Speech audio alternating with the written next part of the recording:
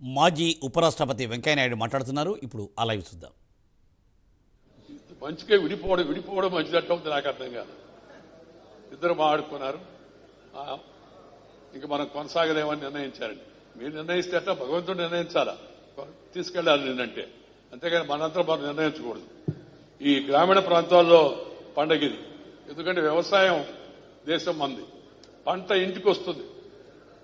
పంట వస్తే ఒక తృప్తి వస్తుంది, మన ఆకలి తీరుస్తుంది. మనకి మంచి ఫలాలు వస్తాయి, మంచి పుష్పాలు వస్తాయి, మంచి కూరగాయలు వస్తాయి, అన్నీ మంచిగా పచ్చదనంతో ఉంటుంది సంక్రాంతి అంతా. అందుకని పండుగ కాలం చాలా ప్రత్యేకమైంది. మనం చేసుకోవడమే కాకుండా మనకు నేను చెప్పినట్టుగా మనది వ్యవసాయ దేశం కాబట్టి, పశు ఆధారితమైన సమాజంలో ఉన్నాం కాబట్టి పశువులకు కూడా చీమకు చక్కెర పెట్టి, పాముకు పాలు పోసి, చెట్టుకు బొట్టు పెట్టి, పశువుకు దండం పెట్టే పవిత్రమైన జాతి మంది. చీమలకు కూడా కొంత చక్కెర వేస్తుంటారు పావురాళ్ళ కోసం అని చెప్పని. మామూలుగా మనం కొన్ని గింజలు వాళ్ళకి కుదిరి పెడుతుంటాం. ఇందాక ఒక మాట చెప్పారు, మా తాత నన్ను చిన్నప్పుడు, నాకు బాగా గుర్తుంది, పోయి పొలానికి పోరా సెలవునప్పుడు అనేవాడు. నేనేం చేస్తానయ్యా, చదువుకుంటున్నాడు కదంటే, చదువుకున్నావు సరేవయ్యా, ఇది కూడా అవసరం, పొలానికి పోనేవాడు. పొలానికి పోతే ఆ గట్టు మీద నిలబడి వ్యవసాయం చూస్తుంటే పిలిచాడు. ఒకరోజు చెప్పాడు, ఏమో అక్కడ నిలబడ్డావని. నేనేం చేయమంటావు అన్నా. దిగు అన్నాడు. అంటే దిగి నేనేం చేస్తాను, వాళ్ళంతా బురదలో, వాళ్ళంతా నారేస్తుంటే అంటే బురదలో దిగి నువ్వు కూడా వాళ్ళకి నారు కట్టలు అందించు, నారేలేకపోయినా. మొడతాడు కట్టుకున్న మగవాడికి వ్యవసాయం రావడం అవసరం అని చెప్పాడు. మొడతాడు కట్టుకున్న మగవాడికి వ్యవసాయం రావడం, ఇది ప్రతి ఒక్కరు. దాంతోపాటు ఆయన ఏం చెప్పాడంటే, ఈ పశువులు గాయడం, గొర్రెలు గాయడం, లేదా ఎద్దులు మేపుకొని రావడం. మన ఊర్లో స్త్రీలు కూడా, అమ్మమ్మల వంటి వాడు కూడా వస్తూ పొలంలో కాస్త పచ్చగడ్డి తీసుకొస్తారు. మా కూలి పని ఏం కాదు, సొంత వచ్చి ఆవు దోళ్ళకి చిన్న ఉంటే వాటికి పెడుతుంటారు.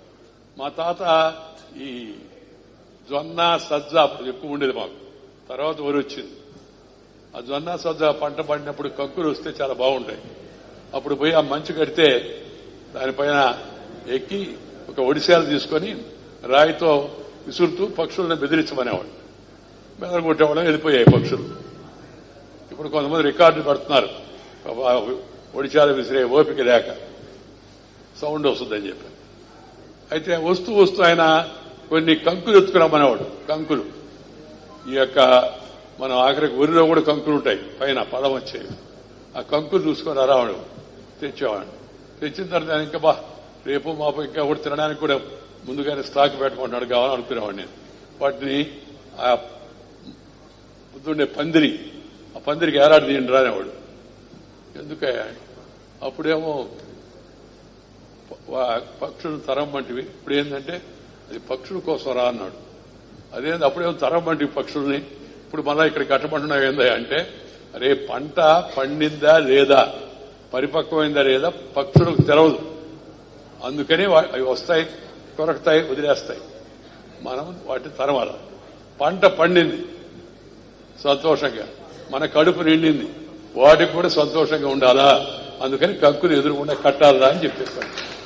చిన్న దాంట్లో ఎంత సూత్రం ఉందో దయచేసి ఒకసారి అందరూ ఆలోచించవలసిగా మీ అందరూ కూడా మనం చేస్తా ఉన్నా.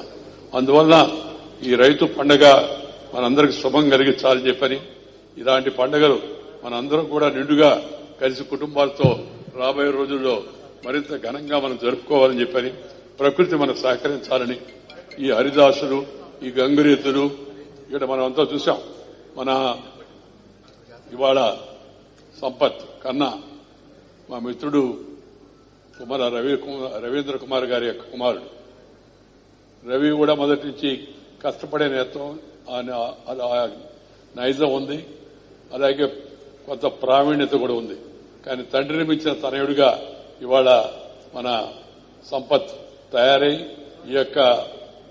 ఈ భోజనాల విషయంలో మంచి పేరు ప్రఖ్యాతులు గాంచి కేవలం ఆంధ్రప్రదేశ్లోనే కాకుండా బయట ఎక్కడ ఎవరున్నా సరే ఒకసారి రుచి చూస్తే ఆ సదరన్ స్పైస్ రుచి, ఆ వంట, ఆ నిర్వహణ వదిలిపెట్టరు. అలాంటి మంచి ప్రావీణ్యత సంపాదించినట్టే మరి సంపత్ కన్నా అంటే చిన్న అని అర్థం, వేరేం కాదు. ఇక్కడ ఈ ప్రాంతంలో ఈ వెన్యూ అనే ఒక వేదికను ఏర్పాటు చేశాను. మీరు ఈసారి సంక్రాంతి సంబరం ట్రస్ట్లో కాకుండా ట్రస్ట్ తరఫున ఇక్కడ పెడితే బాగుంటుందని చెప్తే సంతోషించి ఈ కార్యక్రమాన్ని ఇక్కడ ఏర్పాటు చేయడం జరిగింది స్వర్ణ భారత్ తరఫున. దానికి మీరు అందరూ వచ్చారు, చాలా సంతోషం. ఈ 3 రోజుల యొక్క పండుగలో శాస్త్రీయతను మనందరం అర్థం చేసుకోవాలా. ఆ తర్వాత సూర్యుడి యొక్క ప్రాధాన్యత గురించి కూడా మనం అనుకోవాలి.